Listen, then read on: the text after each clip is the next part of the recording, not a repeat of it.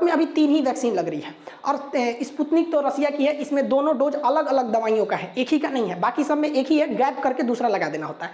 अभी काफ़ी मतलब कन्फ्यूजन है लोगों को कि कितने दिन पर दूसरा डोज लगाया जाए। तो कोवैक्सीन है, ये तो बहुत कम लोगों को लगा और ये 28 दिन के गैप पे लगा है। स्पुतनिक है 21 दिन के गैप पे लगेगी। लेकिन कोविशील्ड को लेकर अभी भी विवाद है, क्योंकि शुरुआत में सरकार ने कहा था 28 दिन, फिर कहा 42 दिन, फिर कहा 56 दिन। लेकिन देखिए कुछ लोगों का कहना है कि वैक्सीन की शॉर्टेज की वजह से ऐसा डिसीजन लिया गया है। देखिए ये पूरी तरह से मतलब निराधार बातें हैं। कई देशों में यूरोपीय यूनियन ने कहा है कि 12 सप्ताह का, जबकि ब्रिटेन ने कहा है कि 8 सप्ताह का। WHO कह रहा है कि 12 से 16 सप्ताह का गैप कीजिए। तो एक एवरेज निकाल के हम आपको बता रहे हैं, सप्ताह में लोगों का दिमाग काम नहीं करता है कि कितना दिन बोलना चाह रहा है। तो अगर आपने कोविशील्ड लगा रखी है, अमूमन आपको कोविशील्ड ही लगा होगा, हम भी कोविशील्ड ही लगाए हैं, हमको भी अब लगभग 35 दिन के आसपास हो गया लगाए हुए। तो कोविशील्ड का अभी के समय में आप 80 दिन के आसपास में लगवा दीजिए। 80 दिन के 1-2 दिन पहले भी हो सकता है, मतलब कि चलिए 80 से 90 दिन के बीच में आप लगा लीजिए। अब बाकी दिमाग मत लगाइए कितना सप्ताह कितना नहीं, जोड़ के 80 से 90 दिन। अगर आप इतना दिन पे लगवाते हैं तो आप लगभग आपका 90% आपको मतलब सिक्योरिटी मिल जाती है, अप्रॉक्स 90%। और अगर आप 56 या 42 दिन पे लगवा लेते हैं तो वही आपका 65 से 70% आपकी इम्यूनिटी बनती है वहाँ पे। तो यही सही है 80 से 90 दिन। मिक्स डोज पर भी अभी रिसर्च चल रहा है कि मतलब पहला डोज कोई और, दूसरा डोज कोई और, जैसे पहला फाइजर लग जाए, दूसरा मॉडर्ना लग जाए। अगर आप भारत में देखेंगे तो इसी तरह कि पहला मान के चलिए भारत बायोटेक का लग जाए कोवैक्सीन, दूसरा लग जाए कोविशील्ड। अब इसमें भी कई तरह के ट्रायल किए जाएंगे। पहले कोवैक्सीन लगा के देखा जाएगा, बाद में कोविशील्ड। अब कुछ मरीज को क्या किया जाएगा, पहले कोविशील्ड लगाया जाएगा, बाद में कोवैक्सीन लगाया जाएगा। उसके बाद देखा जाएगा कितनी इम्यूनिटी आ रही है, कितना नहीं हो रहा। एक लंबा प्रोसेस चलेगा यहाँ पर। कुछ लोगों को गलती से लगा भी दिया गया तो ऐसे घबरा रहे हैं कि बहुत ज़्यादा दिक्कत है। ऐसा कोई दिक्कत नहीं होगा। हाँ ये बात है कि अभी ये चीज़ें अंडर ट्रायल है, उसका डाटा नहीं है, इसलिए लोगों को ऐसा नहीं लगाना चाहिए था। जब इस पर डाटा आएगा तो ये भी आपको कुछ दिन में देखने को मिलेगी मिक्स डोज लगाने के लिए। कुछ गलतफहमियां जो है वो थर्ड वेव को बुलावा दे देगी। अब जैसे अभी एक चीज़ देखे होंगे कि किस वैक्सीन के डबल डोज लेने के बाद इनका शरीर मैग्नेटिक हो गया। एक चीज़ आप ध्यान से देखेंगे, इनका जितना मैग्नेटिक हुआ है वही हुआ है जहाँ कपड़ा नहीं है। एक चुंबक अगर बना रहता है तो चुंबक को कपड़ा से क्या मतलब, वो तो अंदर से भी चिपक जाता है। तो देखिए जहाँ जहाँ ये गंजी पहने हैं वहाँ इनका थरिया लोटा नहीं चिपका है और वहीं पर चिपक गया। देखिए ऐसी घटना जो होती है ये बहुत ज़्यादा उस नहीं है। हमारा शरीर में जो ब्लड दौड़ रहा होता है तो इलेक्ट्रॉन जो होते हैं उनके मूवमेंट से इलेक्ट्रिसिटी की जनरेशन होने लगता है और जहाँ इलेक्ट्रिक रहेगा वहाँ मैग्नेट भी रहेगा। हमारी खुद की बॉडी लगभग 2 वोल्ट का करंट खुद दे देती है।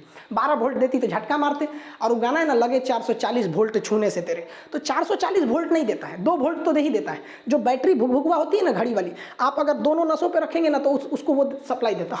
हमारी खुद की बॉडी उतना दे देती है। तो ये वैक्सीन की वजह से ऐसा नहीं हुआ है। कुछ लोगों का कहना है कि वैक्सीन 2 साल लगाने के 2 साल बाद लोग मर जाएंगे, और इसमें नोबेल पुरस्कार विजेता की कुछ लोग कह दिए कि उन्होंने ये कहा है। ऐसा नहीं है, किसी के भी आधे बयान को दिखा के लोग फेमस हो जाते हैं। किसी ने कुछ बोला तो शुरुआत का कुछ काट दो, लास्ट का कुछ काट दो, अब बस वही दिखाओ जिससे फायदा हो जाएगा। उस बेचारा वैज्ञानिक बदनाम हो जाएगा। यूट्यूब पे क्या है कि जितना वीडियो बनेगा उतना लोग कमा लेते हैं। तो इस वजह से आप बताइए, वैक्सीन लगे अभी 2 साल हुआ नहीं, किस बकलोल ने अभी रिसर्च कर लिया कि 2 साल आगे क्या होने वाला है। यानी करोड़ों लोगों की जो वैक्सीन लगी है वो बैल हैं लोग यहाँ पर। कुछ लोग का कहना है कि वैक्सीन अगर इतना ही असरदार है तो डॉक्टर्स क्यों मारे गए, जिसमें हमारे सबसे मतलब के अग्रवाल जी ये तो बहुत बेहतरीन डॉक्टर थे। तो देखिए डॉक्टर्स के साथ 2 गड़बड़ी हो गई। पहला कि इन्हें जो वैक्सीन दिया गया वो 28 दिन के गैप पर दे दिया गया। बाद में पता चला कि 28 दिन पर देने पर महज 56% हमको इम्यूनिटी मिलती है, लेकिन अगर वही गैप को बढ़ा दिया जाता तो 90% सिक्योर हो जाते। तो पहले तो रिसर्च में ही डॉक्टर्स को हम लोगों ने जल्दबाजी में लगा दिया, पहला। दूसरा कि एक डॉक्टर के पास जाइएगा, कोरोना जहां वो बेचारा डॉक्टर रहता है, पीपीई किट में बेचारा पूरा पसीना से भीगा रहता है, दाहिने बाएं ऊपर चारों ओर कोरोना के मरीज रहते हैं। तो एक डॉक्टर की तुलना आप अपने से मत कीजिए, आप में और डॉक्टर में बहुत का अंतर हो जाता है। आपको अगर पता चल जाएगा ना इस गली में कोरोना का मरीज है तो आप वो गली छोड़ देते हैं, और डॉक्टर बेचारा इधर हाथ रखेगा तो मरीज इधर। तो डॉक्टर से प्लीज अपनी तुलना मत कीजिए, ये उनका एक तरह का अपमान होगा। वो इस दौर में भी बेचारे कितने डॉक्टरों ने जान गंवा दिया, उस पर कुछ लोग मजाक बना रहे हैं उनका, ये गलत बात है। एक और अफवाह फैला है कि नपुंसक हो जाते हैं, एकदम ये मिथ है, एकदम गलत बात है। ऐसा कोई नपुंसकता नहीं हो जाती है भैया, ये नपुंसकता से इसको कोई लेना देना नहीं है। बहुत सी जगहों पे अफवाह फैला रहता है। ऐसा अफवाह पाकिस्तान में आपको बहुत ज़्यादा देखने को मिलेगा पोलियो के ड्रॉप पर। वहाँ पोलियो जो पिलाने जाता है ना, बताइए कितना तकलीफ भरी जिंदगी हो जाती है। भारत में तो 2014 से ही पोलियो को मुक्त कर दिया गया, भारत से पोलियो ड्रॉप्स के माध्यम से। अब बताइए पाकिस्तान में आज भी पोलियो है, और आपको जानकर ताज्जुब होगा कि जब पाकिस्तान में कोई पोलियो ड्रॉप पिलाने जाता है ना तो उसके साथ कमांडो जाते हैं AK-47 लेके, कि कोई बेचारे डॉक्टर नर्स को मार मत दे। वहाँ पर इतनी खतरनाक होता। अभी कुछ 10-15 दिन पहले कि जो सेफ्टी गार्ड थे, जो कोरोना मतलब जो पोलियो ड्रॉप पिलाने वालों को सुरक्षा दे रहे थे, वो लोग घर जा रहे थे, उन लोग को मार दिया वहाँ के लोगों ने। तो बताइए, ये सब अफवाह हैं। ऐसे अनपढ़ों के चक्कर में रहेंगे ना तो पूरी तरह बर्बाद हो जाएंगे। ये सालों का कहना है कि अगर 2 बूंद पिलाइएगा तो 2 को बच्चा होगा। तो भैया इससे अच्छी बात क्या हो सकती है? हम दो, हमारे दो यहाँ पर। अब भारत में न जाने कितने लोगों को पोलियो का ड्रॉप पिलाया गया। हम लोग भी बचपन में पिए हैं। हम लोग को तो बड़े भी हो जाते ना, 7-8 साल के हो जाते तो घर वाले भेजते थे, जा P low P low P low, खट्टा खट्टा लगता था, पियो पियो, आदमी मुंह बनाता था। तो हमारे कुछ दोस्तों में जिनकी शादी होगी, उनके अमूमन 2-3 बच्चे हैं। अब भाई वो 2-3 पे ही स्टॉप किए हैं, उन लोग पढ़े लिखे हैं। अब ऐसा थोड़ी है कि उनका आगे नहीं हो सकता है। तो ये अफवाहें, इन पे ध्यान नहीं देना चाहिए। पाकिस्तान की एक महिला का ये वीडियो वायरल हो रहा है, जिसके अंदर वो अपने बच्चे को पोलियो की दवाई पिलाने के लिए लगातार मना कर रही है। पोलियो से मरे, टीबी से मरे, मैं जिम्मेदार हूँ, हुकूमत नहीं है। पोलियो के कतरे नहीं पिलवाऊंगी, नहीं पिलवाऊंगी। चलिए पूरा पाकिस्तान पिलवाए, जरदारी पिए, नवाज शरीफ पिए, अल्ताफ हुसैन पिए, बेनजीर को जिंदा करके पिलवा दो। मैं नहीं पिलवाऊंगी, नहीं पिलवाऊंगी, नहीं पिलवाऊंगी। ओसामा बिन लादेन को पकड़ने के लिए अमेरिका ने एक चाल चला था कि ओसामा का कैसे भी डीएनए पता चल जाए कि ये एबटाबाद में छुपा है। इसलिए वो हेपेटाइटिस के जांच के बहाने वो वहाँ का डीएनए चेक करना चाहता था, जिसमें वो कामयाब हो गया। तो पाकिस्तान के लोगों का कहना है कि अगर आप कोरोना की वैक्सीन लेंगे तो अमेरिका आपके दिमाग को हैक कर लेगा। मतलब अमेरिका को दिमाग की कमी है, जो इन पाकिस्तानियों की दिमाग को हैक करेगा। उनको बम बनाने के सिवा कुछ आता ही नहीं है, उनको कौन हैक करने वाला है। और कंसर्न ये है कि अगर पाकिस्तान से कोरोना खत्म नहीं हुआ तो ईजिली भारत में आ जाएगा। और भारत की जनसंख्या और घनत्व इतना ज़्यादा है और क्राउड इतना ज़्यादा है जिसका कोई हद नहीं, बहुत ईजिली फैल जाएगा। तो हमको कोई मतलब नहीं है ससुरे तुम मर जाओ, तुम लोग के यहाँ कुछ भी हो जाए, बट ये मतलब बहुत तेजी से ट्रांसमिट हो जाता है इधर उधर। तो ऐसे अनपढ़ के चक्कर में नहीं रहना है। उस ससुरे अपनों डूबेंगे, आपको भी डुबा देंगे। कुछ लोग कह रहे हैं कि 3rd वेव में केवल बच्चों को ही असर होगा। ऐसा नहीं है, बच्चों को कोरोना होता भी है तो वो नॉर्मल ठीक हो जाते हैं। बच्चों के लिए भी वैक्सीन ट्रायल की जा रही है। फाइजर ऑलरेडी यूरोप और अमेरिका में इसका ट्रायल चालू कर दिया है। भारत बायोटेक ने भी बच्चों के लिए वैक्सीन का ट्रायल चालू कर दिया है। और अगर बच्चों को कोरोना होता भी है तो घबराने की जरूरत नहीं है। उनका कोरोना नॉर्मल सिम्टम्स दिखते हैं, खांसी बुखार सर्दी होता है, होम आइसोलेशन से ठीक हो जाते हैं। इनमें कोई ज़्यादा केयर की जरूरत नहीं होती। सरकार भी कुछ गलती करती है।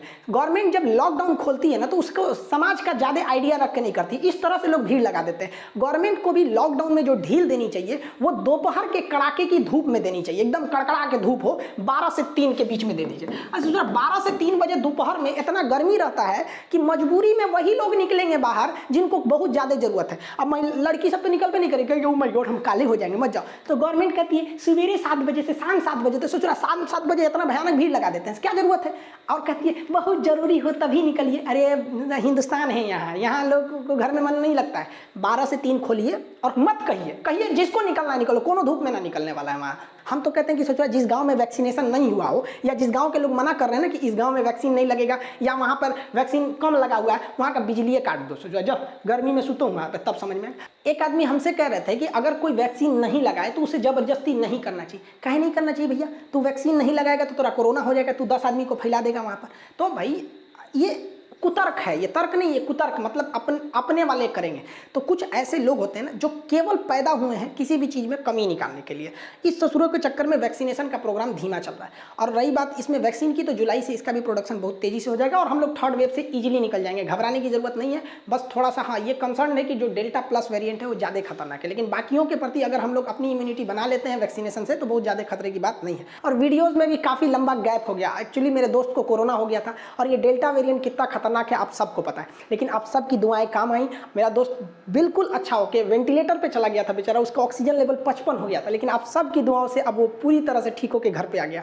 जब वो हॉस्पिटल में एडमिट था तो कुछ काम तो वहाँ बेचारे मरीज बोर होते रहते, तो आप लोग के कमेंट्स पढ़ते रहता था। तो हमसे बोलता था भाई जाओ ना एप्लीकेशन पे क्लास लो, यूट्यूब पे लो, सब परेशान है क्यों नहीं ले रहे हो। हम कहे यार तुम खुद सोचना कैसा लगेगा, तुमको ऑक्सीजन लगा हुआ है, हम वहाँ जाके क्लास लेंगे, कैसा, कभी कोई पढ़ा ही नहीं पाएगा मन से वहाँ पर। तो अभी बिल्कुल अच्छा हो गया। वो कमेंट्स पढ़ रहा था तो बहुत से लोग कह रहे थे कमेंट में सर आपके दोस्त बहुत जल्दी ठीक हो जाएंगे, हम ऊपर वाले से प्रार्थना करते हैं। तो इतना पढ़ के खुश हो रहा था, हमको दिखाता था, कभी बीच में जाते थे तो देखिए यार हमारे लिए भी लोग दुआएं मांग रहे हैं। हम कहिए यार यही तो इस देश की खूबसूरती है। लेकिन इस कोरोना ने बहुतों का घर उजाड़ दिया, लेकिन जो भी है जहाँ अब जितने लोग हैं वो सुरक्षित रहें।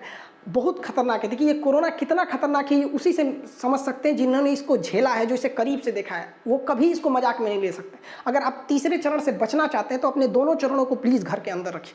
आई होप आप इस सब वेरिएंट्स वगैरह को समझे होंगे। अब वीडियोस भी अब कंटिन्यू रहेंगी। मिलेंगे नेक्स्ट क्लास में। जय हिंद।